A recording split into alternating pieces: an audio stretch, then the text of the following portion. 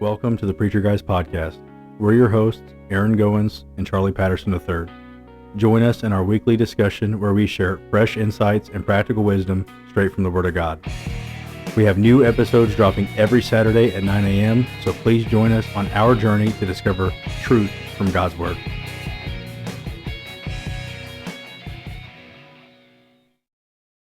Hello, Mallory May. Hello, Aaron Goins. Okay, so today's going to be a little bit different.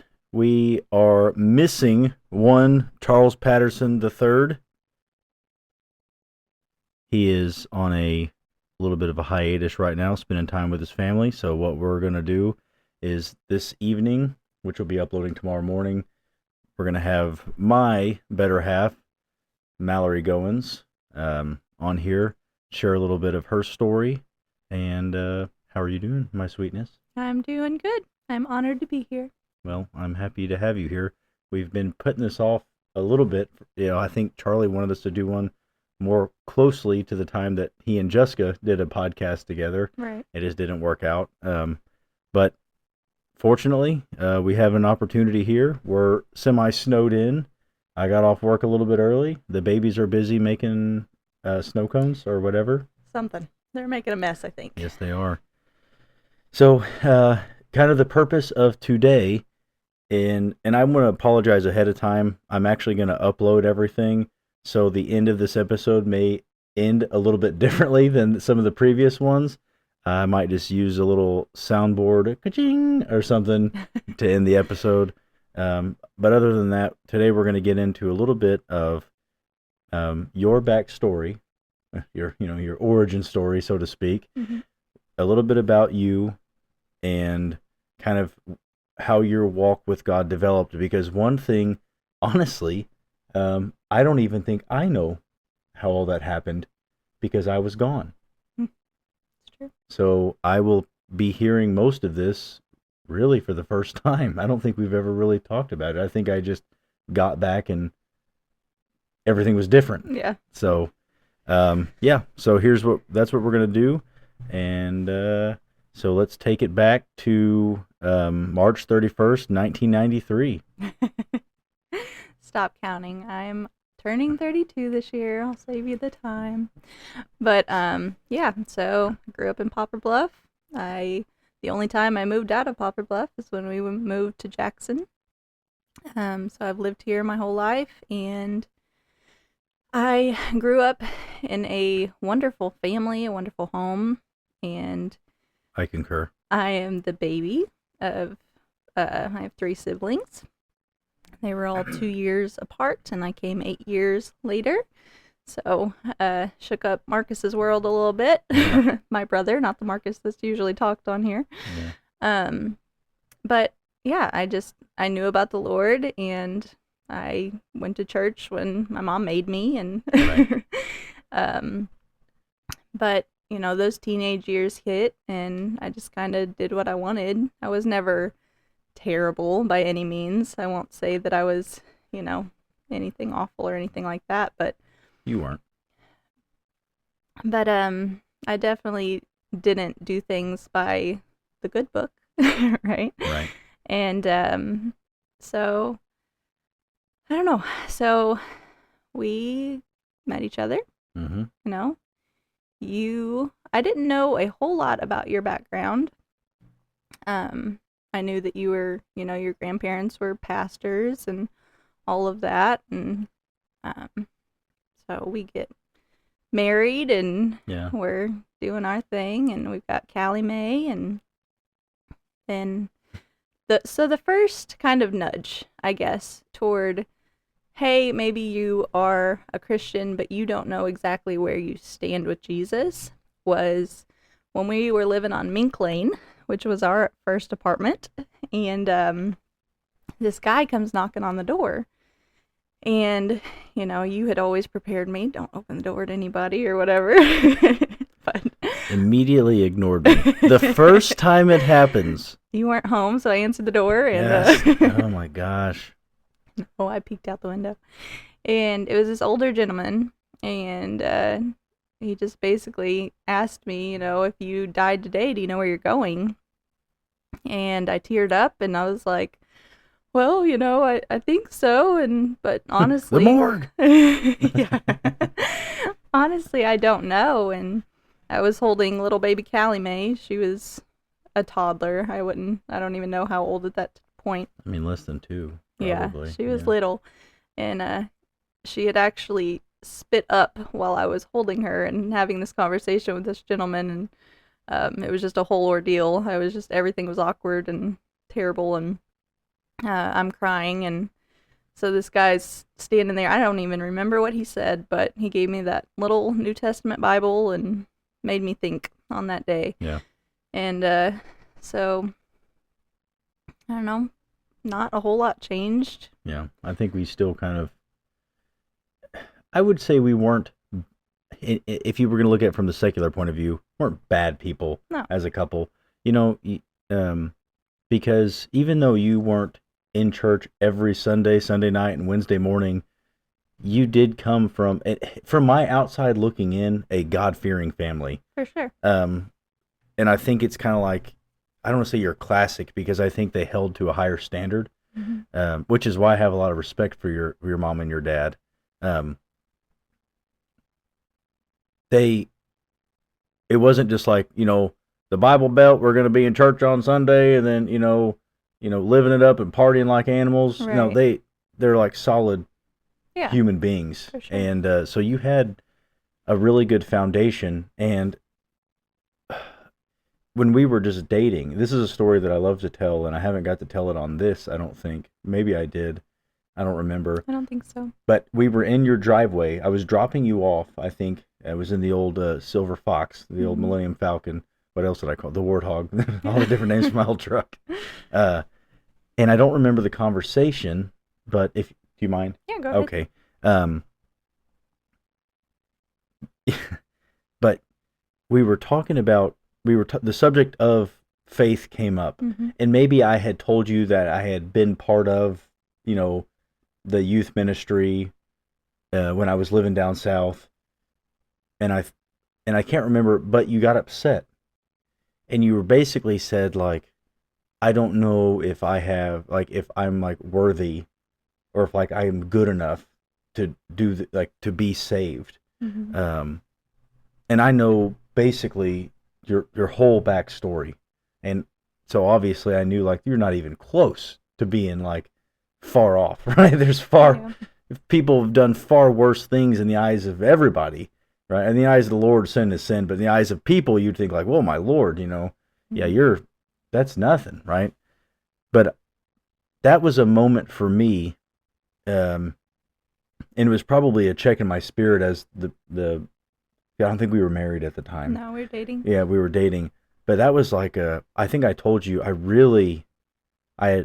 thought you were hot, obviously, and I loved you, but that was the moment, like, I really connected on a deeper level with you, because it's like, this girl has, she's more than just, good looking, right? I knew you were smart and everything, but I can't really express in words right now. I'm having a hard time because I'm looking at you, but I just felt a deeper spiritual connection with you that I had not ever felt before. Yeah. And it made me think about my life a little bit. Nothing ever happened, but I was like, I love this woman, because you had a heart. We talked about grace, because you had a humble heart, which, especially in these days, even at that, even in 2011, was a very uncommon thing to find in young men and women. But you had such a humble heart, and I definitely fell in love with you even more. Like, I'm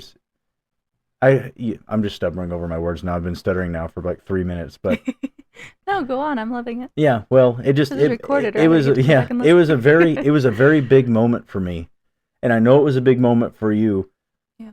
But also it was a check in my spirit, because it was like, you're telling her about grace and all these things, yet you have chosen not to follow the path that you have been on, because you don't feel like you're worthy to step into that path. So it was kind of almost hypocritical of me in a way, kind of in a deprecating uh, sort of way. But so that story, I remember because you cried, and I told you about Grace, and I don't know if you ever did anything with that at all. If that information have actually helped or didn't really matter, but I remember the time. Sure. I remember the time with the old guy coming over to the house or the apartment because I was upset that you opened the door more than anything. Yeah. I was like, you could be a pervert, right? I was like, I didn't, very untrusting. Yeah. But yeah. So after that, let's talk about maybe some of the challenging times as being a young couple. Because we were very young, you know. What, 19? I was 19. Yeah. Yep. So we had Callie and I turned 20 that next March. So. Yeah. So how was that for you going from, I mean, basically high school, some college, and then baby, just like that? Oh yeah, I mean, it rocked my entire world for sure. It took my eyes off of me and onto this child that we had to now, care for. Yeah. I was literally the baby of my family, so I was used to getting pretty much everything I wanted, like, not that I was greedy or anything. I wasn't like, demanding things, but I had what I needed and things that I wanted, and my parents made sure of it. Yeah. And I was used to being taken care of. I didn't marry a bum. I married you. But yeah, definitely huge culture shock, I think, to my entire world. Just going from being cared for to being the caregiver, and trying to learn to be a wife and take care of a home and all those things. You've always done a good job. Well, I mean, you took to the whole motherhood thing like a duck in water. I mean, Callie was just on your hip 24/7, it seemed like. Yeah.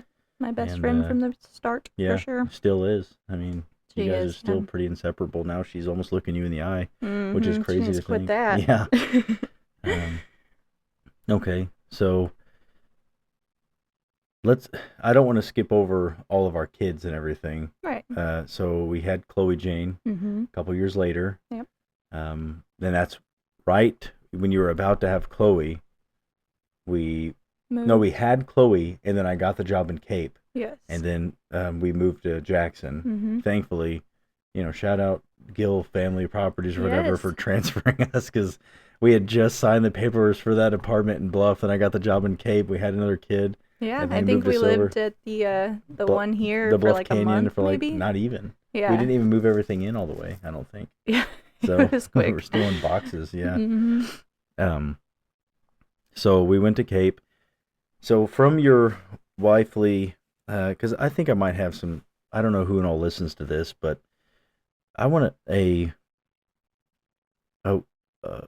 wife's perspective on what it's like being married to someone who works kind of a crazy schedule. It doesn't have to be law enforcement, but just I was days for 3 weeks, 12-hour shift, so 6 to 6 or 7 to 7 for 3 weeks, and then I was 6 to 6 or 7 to 7 for 3 weeks, the other side. Right. So nights to days, nights to days, rotating, right? Constantly changing. How was that for you? That was difficult. There was no like constant, it felt like every time we got good, then it was you're changing again, right. Like in your sleep schedule and your eating schedule and just everything. Yeah, I got fat. No, that's not what I mean. That's what she's saying. It was hard to know what to cook, when to cook, I didn't know when you were going to be hungry or not hungry, or it was just very hard to keep up with things. But it was also just, I remember it being like your night's time was the hardest because we were just on opposite schedules. When you're awake, I'm sleeping and vice versa. And it was almost like you were at our house, but you were gone. Yeah. And that was hard, but we got through that. Was it more helpful, without skipping ahead, you can just answer generally, but has finding faith, did that help? Because I did a similar schedule when I came here. Yeah. Was that more helpful than when you I'd didn't? say so.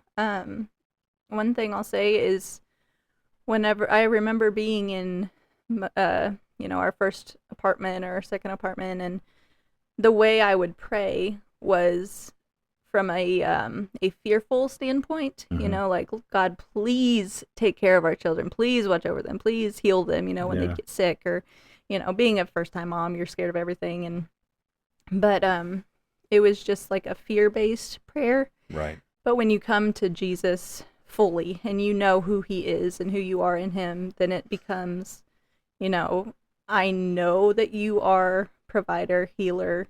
Who he is everything that I need. Right. So then I pray differently. Yeah.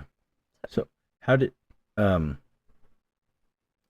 trying to say, how did you cope with, I mean, did you just bury yourself in mothering and everything when I was always working like that and I was always gone?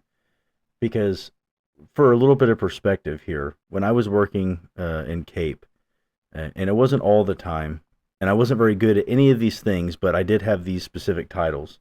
I was on the road, I was an evidence technician, and I was on the SWAT team. Mm-hmm. So I was almost never home on time. I was always running late, it seemed like. I know I had normal shifts, but it just seemed, you always remember the bad. Yeah.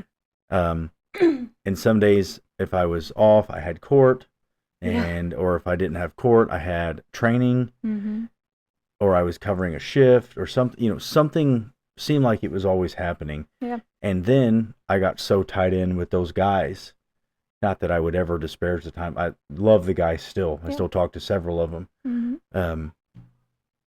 But as on the husband side of things, I definitely neglected you and the kids because I was that brotherhood, so to speak. Yeah.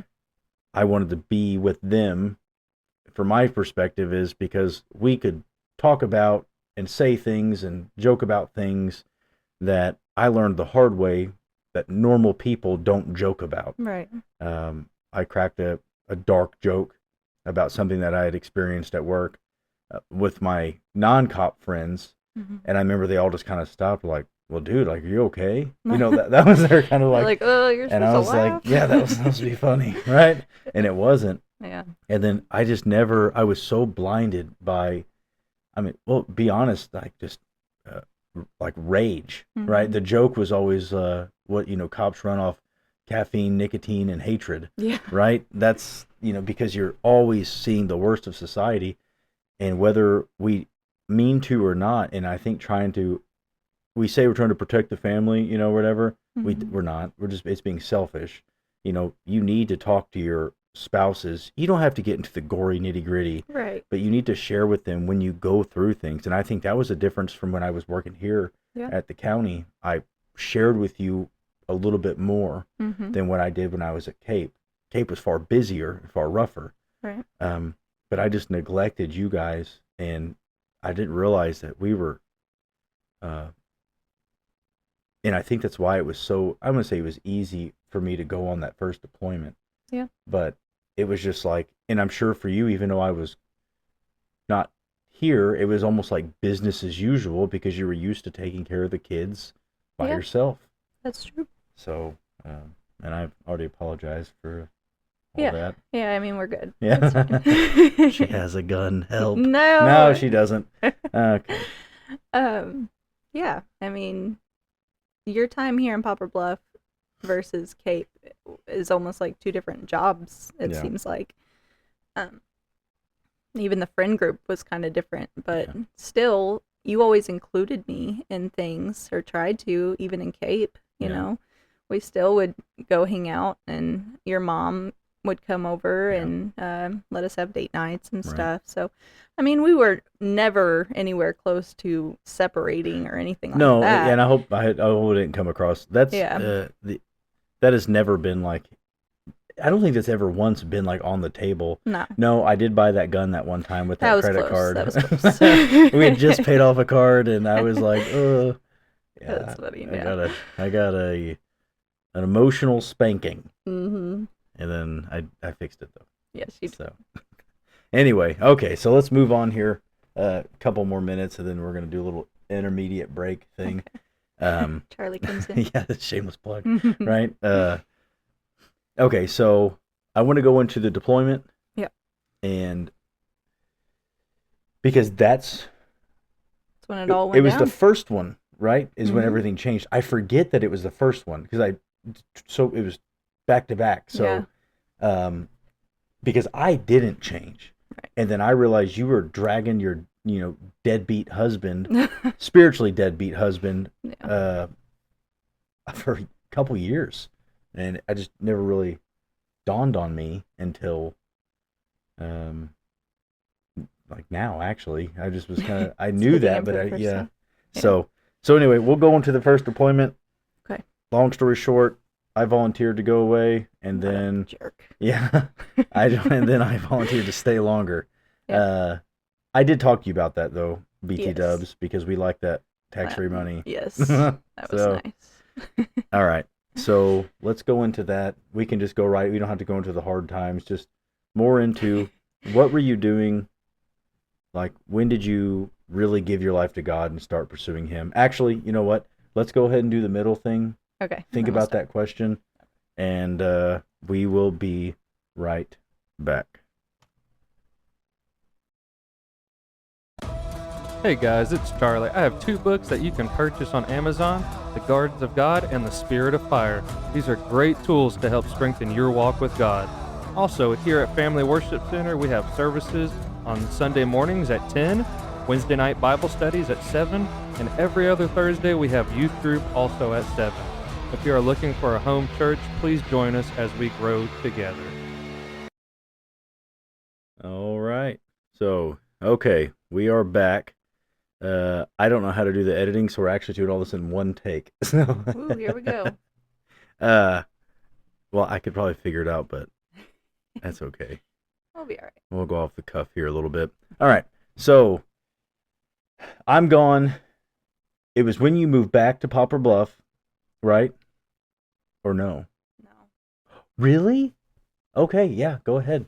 No, we were in Jackson, and like I said, your mom lived over there for a little bit in Gordonville, and now was your first deployment when we had Colt, or was that the second one? Colt, I left 6 days after Colt was born. That was the first Yeah. deployment. Okay, so in case anybody was wondering, that hurt too, but so yes, we had just had Colt Ryan, and so your mom would come over. It was cold because he's born in December, and on Mondays usually, and let me take the girls to school and daycare or whatever. And um, we had talked about moving back, and I wanted to let Callie finish out her kindergarten year, so that's what delayed us until May. And your mom kept trying to get me to go to church with her, and there was all these different. We went to two, I think. There was the cowboy church, and there was another one that had a big tree in the lobby. And I don't really remember like anything standing out from either of those, just kind of the buildings. But I know that she was praying hard during that entire time and was just kind of, talking to me more about the Lord and that kind of thing. And it was sinking in more than I realized. And so when it really hit and it really changed, we were down here and we had gone to your grandparents' church, Family Worship Center. That's what it used to be. It was just your grandparents' church until I became a part of it. And we'd gone a few times, and well, obviously we'd been before, but I just mean while you were gone. And there was just this one Sunday, and everything was just very heavy, and I just felt the weight of all of it. And so I went up to the altar. All of what? Or sorry, all of what? Just you being gone, just caring for the kids, taking care of all the bills, taking care of making sure everything's paid for, making sure, that I don't lose my mind while you're gone. Right. So that was heavy, and I walked up to the altar, and I just asked the Lord, and I said, I just feel so lonely. Will you please just send somebody up here to comfort me? and he sent Callie Mae and Chloe Jane. I felt these tiny little hands on my back, and it was just like, okay. They're never far away. They're never far. But that was just such a quick response to send someone. They're right there in your home, I hear you. Right. And they are what keeps me going. So the next thing was, I didn't want to be complacent anymore because I knew that I was a Christian. I've been Christian for my entire life. Like I said, I knew how to pray. It just wasn't the right stance or heart posture on prayer, whatever it is. And right. So I told the Lord, I said, I don't want to be complacent anymore. I want to be filled with everything that you have for me. And boy, did he. It was just, from that moment forward, everything changed. Like, my heart was just mended. And Miss Robin actually came up that same day when the girls put their hand on my back, and she actually sat on the altar and looked at me, and she had no idea what I had prayed, and she said, Jesus is your husband. Let him be your husband. He will care for you, everything that you need. He will provide everything. And it was just it was what I needed to hear. And so that's what I did. While you were gone, I had Jesus and I had my babies, and we got to FaceTime and stuff, and right. You got to watch Colt kind of go from one diaper size to the next on FaceTime. Yeah. Which had to have been hard for you, I'm sure. Let me tell you something. The bud, I knew he wasn't going to remember any of this. Yeah. The hardest was when the girls would break when we were talking on the phone, especially Callie Mae. Yeah. Those were the worst ones. But this isn't about me. This is about you. So we, all right. So you cheated on me with Jesus. Well, nobody better to do it with, I guess. No, I know that's. Well, and how many times have we heard that? He is everything. I was gone, and to be fair, even when I was here, I was gone. Yeah. Spiritually, emotionally, I've never been a hyper emotional guy. Right. And not until I, got saved and everything. It seems like I'm getting emotional all the time.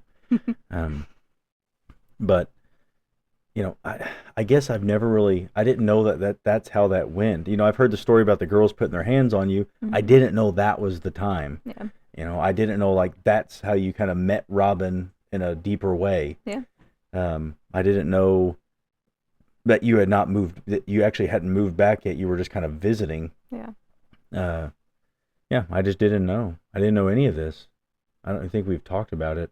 Yeah. I think I just kind of knew you got saved while I was gone. And it may have been the second one. They kind of just blend together. It may have been when we already moved back, is why I was going to church more and everything. Well, you had moved back halfway through my first deployment, and you were different when I got back. Yeah, I'm pretty sure, because I left again. Yeah. So. Yeah, that's right. Yeah, because I got saved after my second deployment. So it was a couple of years you had been, because there was so much that I had missed. Yeah. In that time frame when you had moved back here and everything. So, heavy for me even on this one. I'm thinking, it's got my brain all kind of twisted up right now. So you got saved. I came home. A different bear, right? Yeah. You said I was different in a lot of different ways. Mainly, I had lost like 40 pounds. Yeah, you looked different. I was like, okay, well, yeah. I would have lost more if I knew. But to be fair, I didn't realize how much I was losing. You just kind of exist over there. Just walking and eating chicken and rice every day. Yeah. Drinking Rippets. Yeah. Right? I gotten away from them. I got to bring them back. And that's the Rippets. Citrus X. It's the one. Anyway, so I got back, and I don't know if there was ever I think I found myself annoyed quite a bit with church. Yeah. think I would go with you, but I spent a lot of time trying to get out of going to church. Yeah.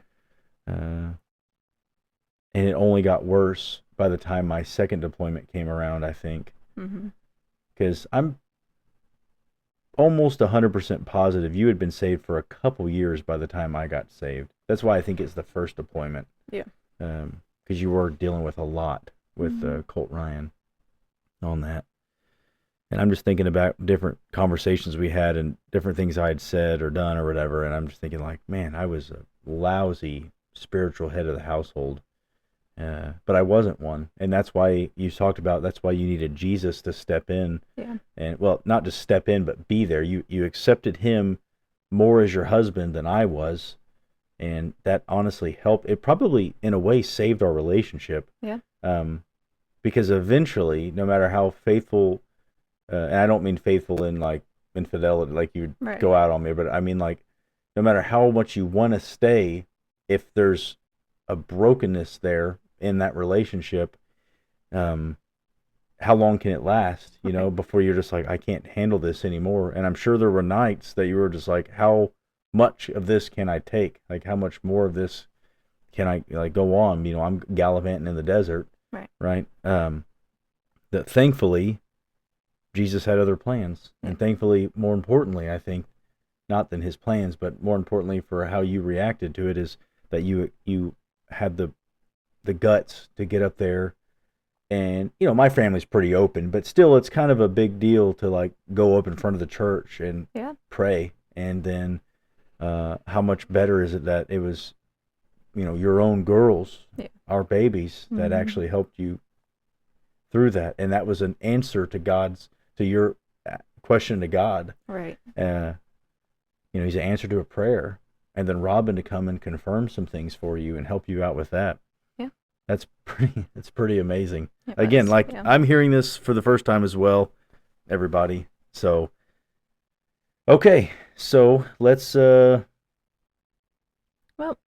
since my testimony is complacency, right? Yeah. And we've talked about this a little bit, you and I, is that whenever testimonies used to get brought up, like in the beginning of my walk, I was just like, you know, I have to think of something big, that big bang of my walk with Jesus, right? Right.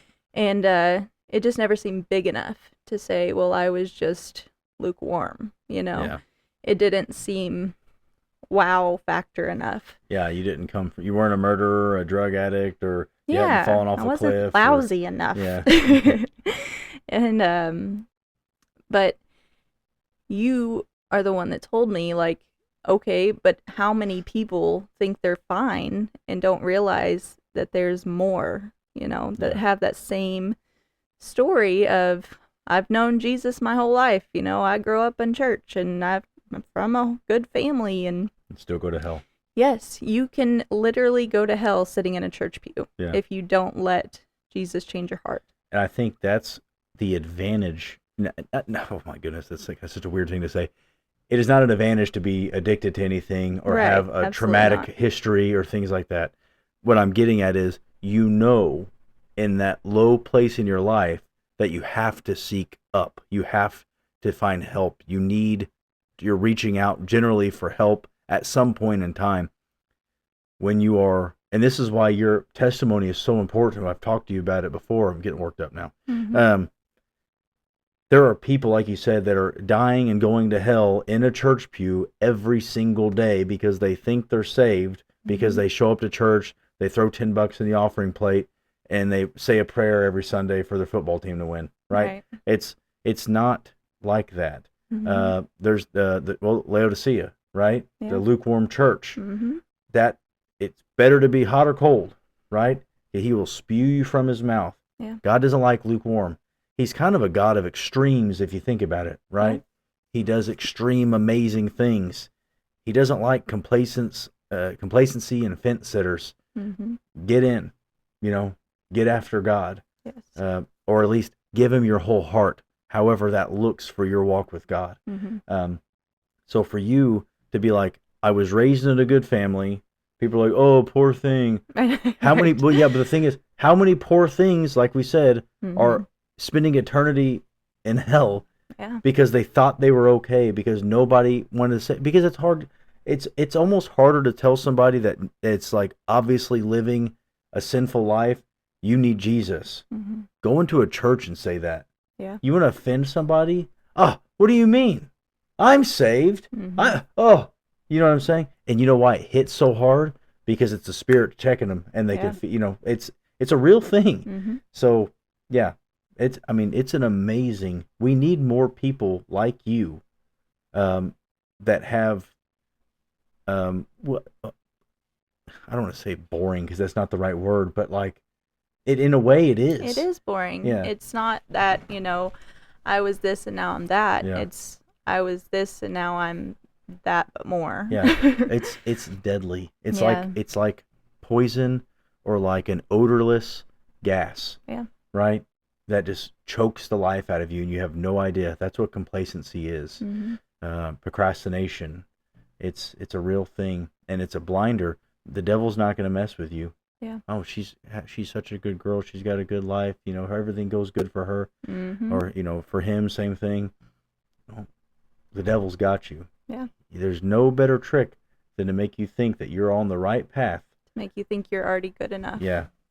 And no one is good enough. That's right. Without the true saving blood of Jesus Christ. Mm-hmm. Not that you didn't have it, right. but you just didn't have the, I don't know, the fullness of it. Yeah. It was kind of like an afterthought, or like, I need to be saved. And it's because I've thought the same way before.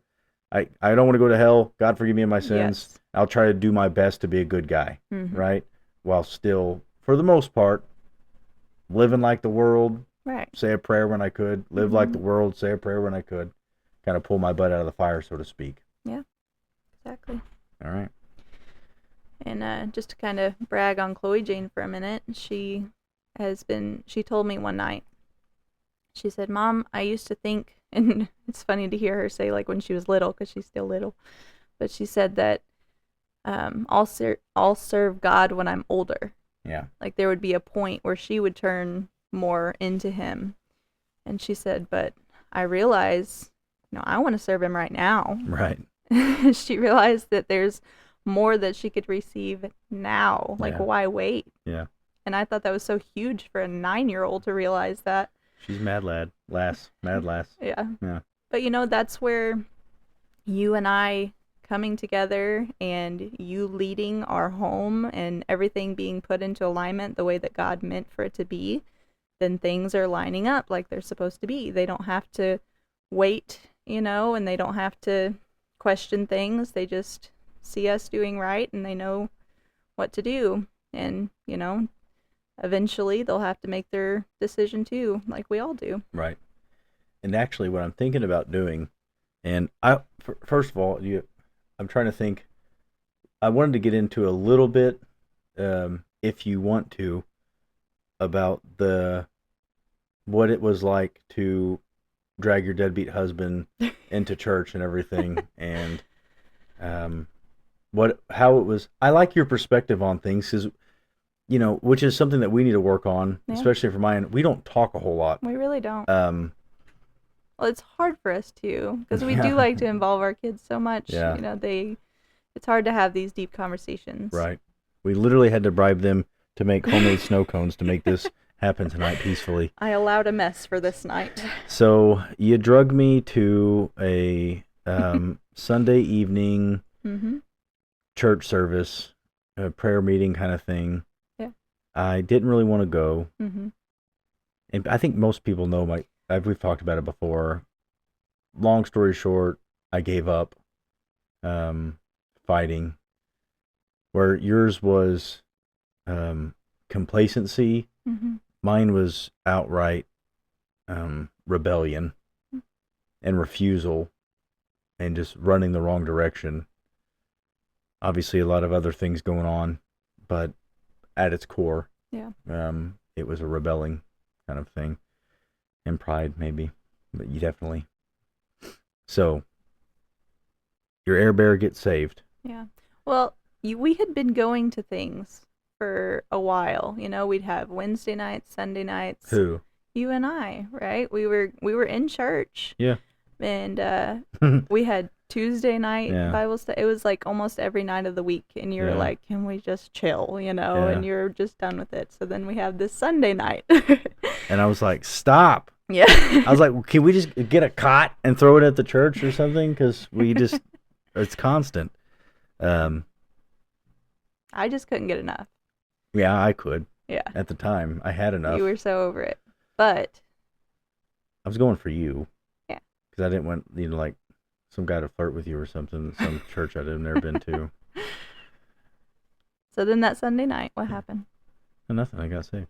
Oh, okay. I mean, it's not nothing, but I mean, that's kind of the story. Well, what do you think changed for you? Like, what was the change? I got tired of you griping at me. Oh, I didn't gripe a lot. I'm just kidding.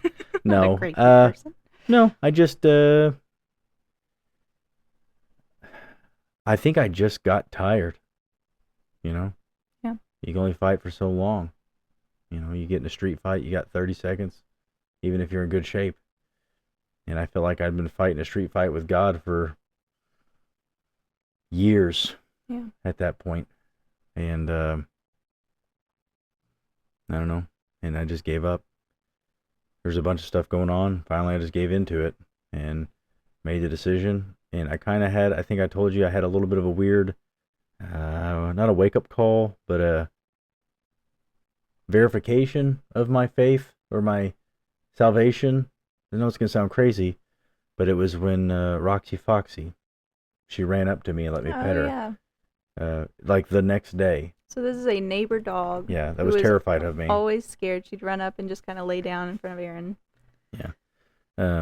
But I'd throw sticks at her and stuff before to get her out of the yard, but she was like terrified of me. Yeah. And then that next day I saw her, I came home from work, she ran up to me and let me pet her. Yeah. And I was like, she knows something's different, right? It made me feel good. Yeah. But yeah, so now we are one household. Mm-hmm. And what are some of the changes or differences, not for me, but like that you've noticed in our home since it's come more in line with the Word of God? Well, I just feel like we have more family time, even when it's not, like game nights or dinner around the table, that kind of like specific things. I just feel like there's more togetherness, and like the girls know that you're here.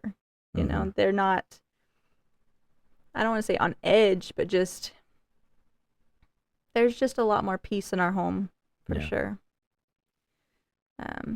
Like Callie Mae before school in Jackson, she used to get tummy aches, and that could have just been nervousness for school.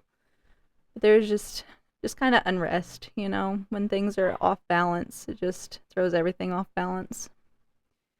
So I feel like the kiddos definitely just at peace and very joyful. Yeah.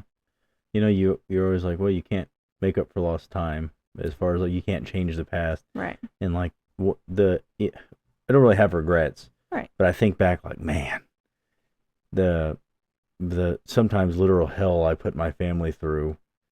And I would also like to say I never beat any of my family or anything like that. It wasn't like that, but I just mean like the emotional kind of hell that my family went through going through my funky phase. We just missed you. Yeah. It just wasn't you. It was a shell of who you are. And so I just want to say, to the men out there, because obviously this is the Preacher Guys podcast. This is my wife, Mallory, obviously. You know that. We introduced her earlier, I think. But this is something that you probably need to do, is sit down with your wife and talk to her. And just find out where you're falling short. Because I promise you she knows. But I don't mean that in a bad way. Yeah. But you need to communicate with your significant other, with your wife, if you're a man, with your husband, if you're a woman. Because I never knew how bad it was until, a year ago, when all that, my volunteering for the first deployment, kind of came to a head. Yeah. And she, not in a negative, I'm not saying it in a negative way, but had held on to that for so long. Yeah. That I had so deeply hurt her, but because of who I was, she never got a chance to express that to me. And we're still humans, right? God will heal us of those things, but we don't forget. And it's not much for the enemy to kind of hit those little sore spots as we're healing. So talk to your wives. Find out whatever you got to do to get the kids quiet. Give them a bag of gummy bears and turn on Bluey or something for 30 minutes, 15 minutes. One episode of Bluey is 15 minutes. Sit down and talk to your wife and find out where you're falling short. Find out how you are, and I don't mean to be a negative conversation, but it's going to be a shot to your pride a little bit, because there's going to be something come up. If you open that door and you say, like, where am I falling short? She's going to say something. And in all fairness, I'm going to do it right now. So in my life right now, it's going decently well, but probably 4 more minutes. Okay. Where am I as a husband falling short? All right, let's do this. All right.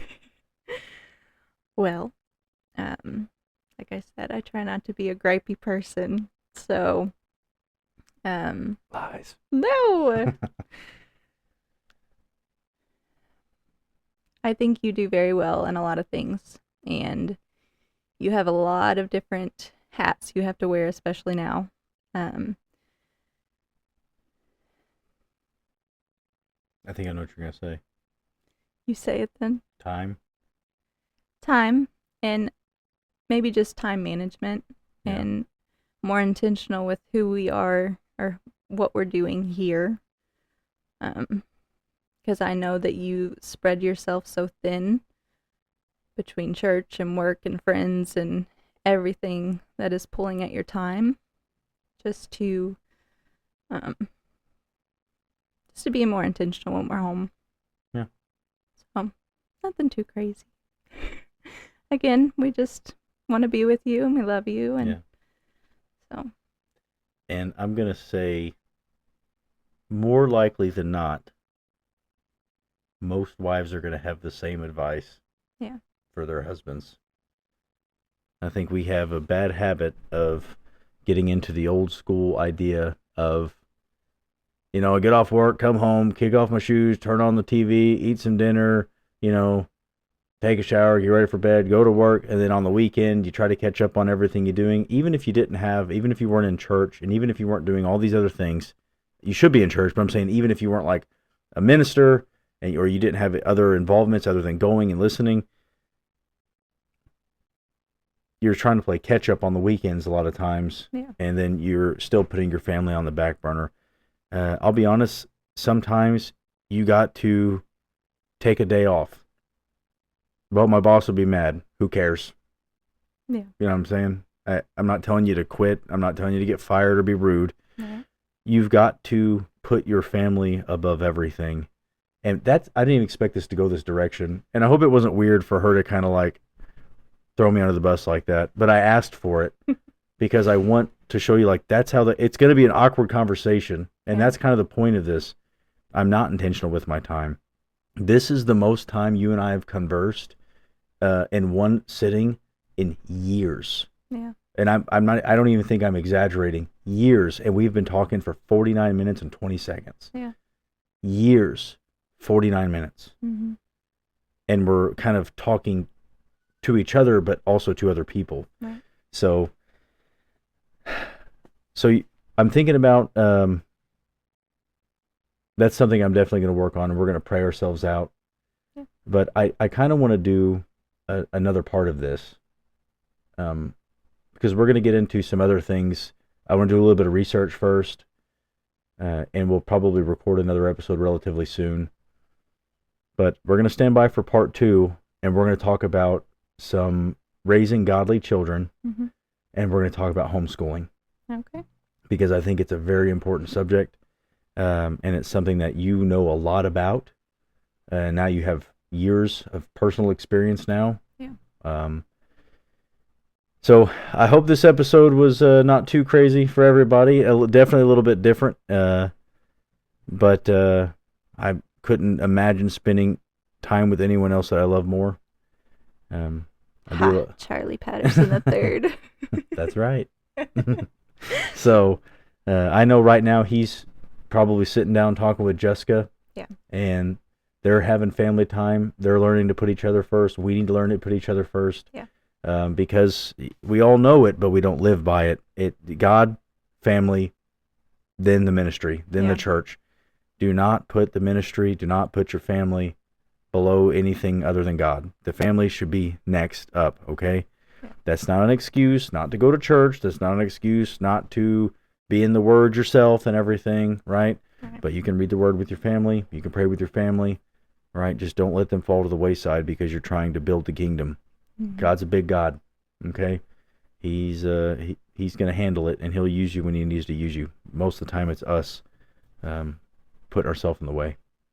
So, actually, you know what? Normally I pray us out, but you're the guest, so you pray us out. All right.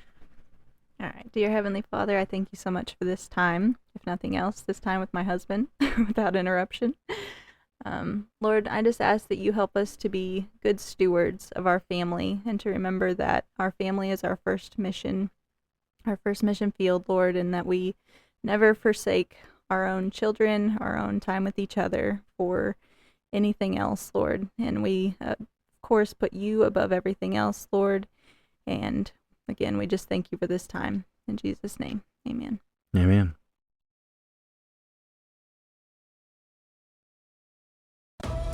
Hey guys, it's Charlie. I have 2 books that you can purchase on Amazon, The Gardens of God and The Spirit of Fire. These are great tools to help strengthen your walk with God. Also, here at Family Worship Center, we have services on Sunday mornings at 10, Wednesday night Bible studies at 7, and every other Thursday we have youth group also at 7. If you are looking for a home church, please join us as we grow together.